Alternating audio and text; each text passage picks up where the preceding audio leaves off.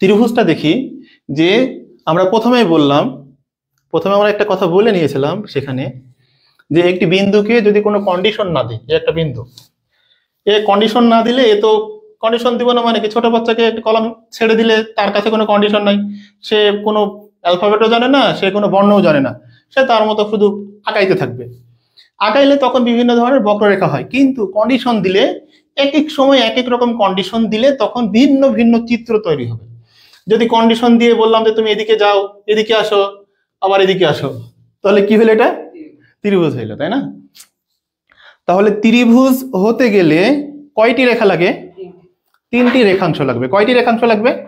তিনটি রেখাংশ লাগবে। তাহলে একটি ত্রিভুজ গঠন করতে গেলে বা ত্রিভুজের ক্ষেত্র তৈরি করতে হলে কয়টি? তিনটি। তাহলে এইটি একটি ত্রিভুজ। আর এই যে এগুলা আছে না, এগুলাকে কি বলা হয়? বাহু বা কি বলা হয়? ভুজ। আর এখানে যে বিন্দুগুলো থাকে না, এটাকে কৌণিক বিন্দু বা কি বলবো? শীর্ষবিন্দু। কি বিন্দু বলবো? বা এই বিসি বা এবি এর কি বিন্দু? এটা সাধারণ বিন্দু। তাহলে এই একটি জিনিসেরই অনেকগুলো নাম, তাই না? একটি জিনিসেরই কি অনেকগুলো নাম। কখনো সাধারণ বিন্দু কার কার? এ বি আর বিসির, বা এসি আর বিসি। আবার এটি হচ্ছে কি শীর্ষবিন্দু, আবার এটি কি কৌণিক বিন্দু। কেন কৌণিক বিন্দু? কারণ এখানে কোণ উৎপন্ন করেছে। গেল। তাহলে ত্রিভুজে আবার কি দেখলাম? তিনটা বাহু দেখলাম, এই 1 2 আর 3। তাহলে 1 আমরা গণি, 2 3।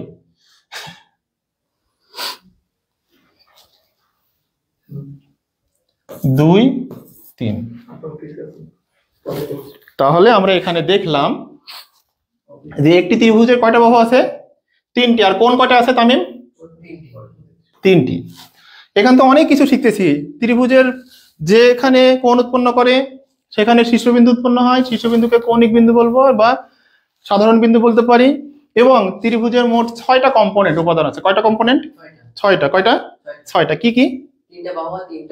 3টা বাহু এবং 3টা কোণ। তাহলে 3টা কোণ পাইলাম আমরা এবং 3টা বাহু।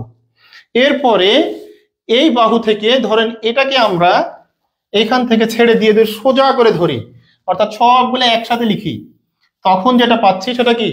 সেটার নাম কি? পরিসীমা। অর্থাৎ 3 বাহুর যোগফল কি? পরিসীমা। এবং এইটার যে আবদ্ধ ক্ষেত্র পাইলাম না, একটা ক্ষেত্রফল পাইছি না? পাই নাই? এই ক্ষেত্রফলকে কি বলা হয়? ত্রিভুজের ক্ষেত্র। এবার আমরা দেখি যে এ একটা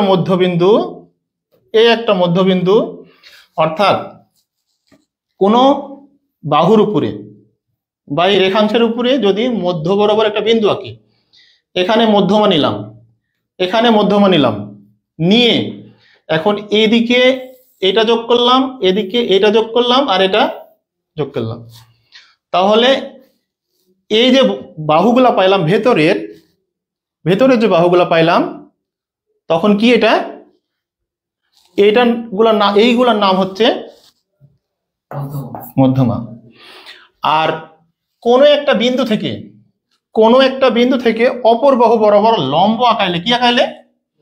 লম্ব আঁকাইলে যে লম্বটা পাই সেটা হচ্ছে উচ্চতা। তাহলে আমি ত্রিভুজ ক্ষেত্র পাইলাম, ত্রিভুজের বাহু পাইলাম, কোণ পাইলাম, শীর্ষ পাইলাম, অনেক কিছু পাইলাম। এই সবগুলাই একটু পরে ব্যবহার হবে, এরপরে ক্লাসে ব্যবহার হতে থাকবে। তাহলে আমরা এই বিষয়গুলো জানলাম ত্রিভুজটা, তাই না? ত্রিভুজ সম্বন্ধে আর কিছু এইটুকু প্রশ্ন আছে নাই? তাহলে আমরা সামনের দিকে আগাই।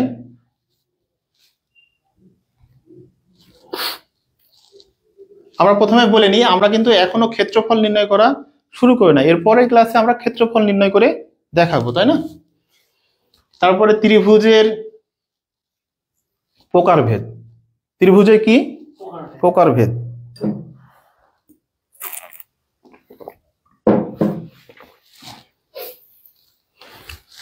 ত্রিভুজ মোট কত প্রকার? 3 প্রকার। কি কি? সমবাহু, সমদ্বিবাহু আর বিষমবাহু। ত্রিভুজের প্রকারভেদ 2 ভাবে ভাগ করা যায়। কয় ভাবে ভাগ করা যায়? 2 ভাবে। কি কি? একটা হচ্ছে বাহু ভেদে, কোণ ভেদে। বাহুর উপরে ত্রিভুজ কয় প্রকার? 3 প্রকার। আর কোণের উপরে ত্রিভুজ কয় প্রকার? 3 প্রকার। অর্থাৎ সমবাহু, সমদ্বিবাহু, বিষমবাহু। সূক্ষ্মকোণী, স্থূলকোণী, সমকোণী। আসুন আমরা এটা দেখে নিই আর কি। এটা আমরা এখানেই দেখব। সমবাহু মানে কি? এ, এটা একটা এ, এটা বি আর এটা সি। এটা বি আর এটা সি, এই তিনটা বাহু। কয়টা বাহু এখানে? তিনটা বাহুই যদি সমান হয়, তিনটা বাহুই কি হয়? সমান। অর্থাৎ এটা 4, এটা 4, এটা কত? 4। সবগুলা 4 হইলে এগুলা কি হবে? সমবাহু। মানে তিনটা বাহু সমান হইলে এটা কি হবে? সমবাহু ত্রিভুজ। আর যদি দুইটা বাহু সমান হয়, এইটা 4, এটা 4 আর এটা কত? কতর কথা? 3। তাহলে এটা কি বাহু? সমদ্বিবাহু। সমদ্বিবাহু ত্রিভুজের দুইটা বাহু সমান। হ্যাঁ, এখানে অনেক ধরনের সূত্র পাওয়া যায়। যেমন সমবাহু ত্রিভুজের বিপরীত কোণে যে কোণটা উৎপন্ন হয়, এই কোণ আর এই কোণ কি পরস্পর সমান হয় আর কি। যাই হোক, আমরা এগুলো পরে আলোচনা করব। এখানে আমরা জাস্ট দেখলাম যে সমবাহু ত্রিভুজের 3 বাহু সমান, অর্থাৎ একটা জানলেই আমি বাকি দুইটা পেয়ে যাই। সমবাহু মানে দুইটা, সবগুলা বাহু। আর সমদ্বিবাহু মানে কি? দুইটা। আর বিষম মানে? বিষম নামটা শুনলেই কেমন কেমন লাগে, তাই না? তার মানে কোনো বাহুই সমান না হলে সেটা হচ্ছে বিষম বাহু। এবার আসি সূক্ষ্মকোণী। সূক্ষ্মকোণী মানে যদি তিনটা কোণই কত হয়? 90 থেকে। সূক্ষ্মকোণ আমরা শিখলাম না কত ডিগ্রির নিচে? 90 ডিগ্রি। যদি তিনটা কোণেরই কোণই 90 থেকে ছোট হয়, যেমন সমবাহু ত্রিভুজের তিনটা কোণই সমান কি? তিনটা কোণই সমান। আর 3 সমকোণ সমান কত ডিগ্রি? তার মানে এটা কত ডিগ্রি হবে? 60। এটা কত হবে?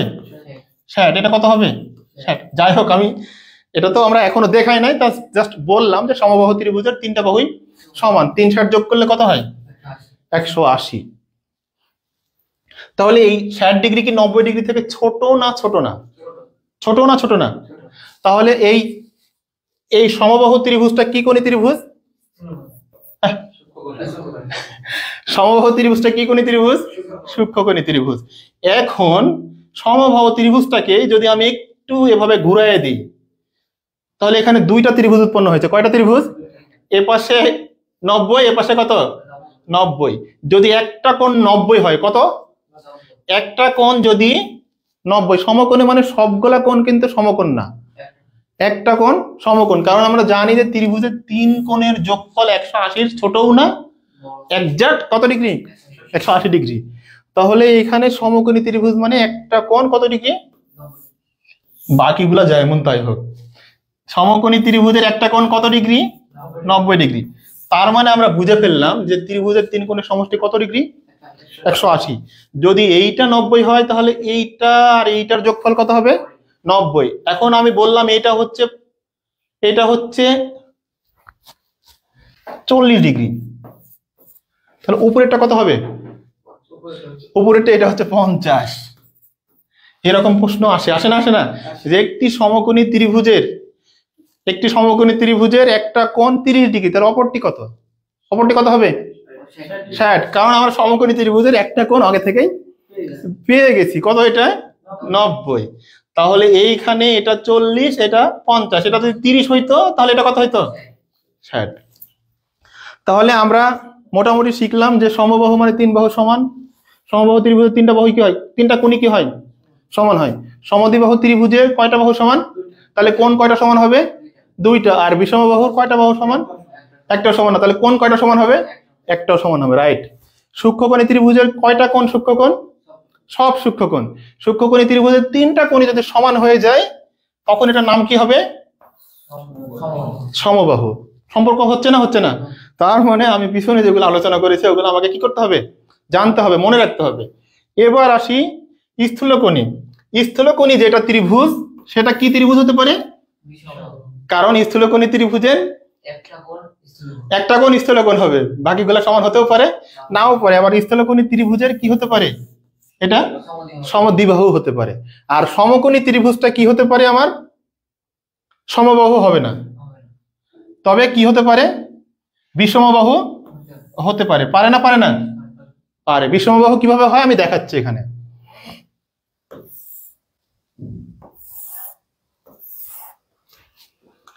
এই বাহুটা আর এই বাহু কি সমান?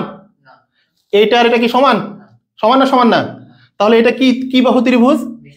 আবার কি কোণে ত্রিভুজ? সমকোণী। কেন সমকোণী? এইটা হচ্ছে 90° কোণ। যাই হোক, আমরা ত্রিভুজ সম্পর্কে মোটামুটি জানলাম। ত্রিভুজ বাহুর উপরে ভিত্তি করে 3 প্রকার, কোণের উপরে ভিত্তি করে 3 প্রকার, সমবাহু, সমদ্বিবাহু, বিষমবাহু। এবং আমরা একটার সাথে আরেকটার সম্পর্ক জানলাম। এবং আমরা এখান থেকে দেখলাম ত্রিভুজের কয়টা কম্পোনেন্ট থাকে? কয়টা কম্পোনেন্ট থাকে? 6টা। 3টা আর 3টা বাহু। আর মধ্যবিন্দুগুলো যোগ করলে মধ্যমা পাই, তাই না? সমবাহু ত্রিভুজের মধ্যমাত্রায় কি একই বিন্দু হবে না? এখানে এই বিন্দুগুলো কি একই বিন্দু আর কি। তাহলে এটা আরেকটা জিনিস দেখলাম, ঠিক না?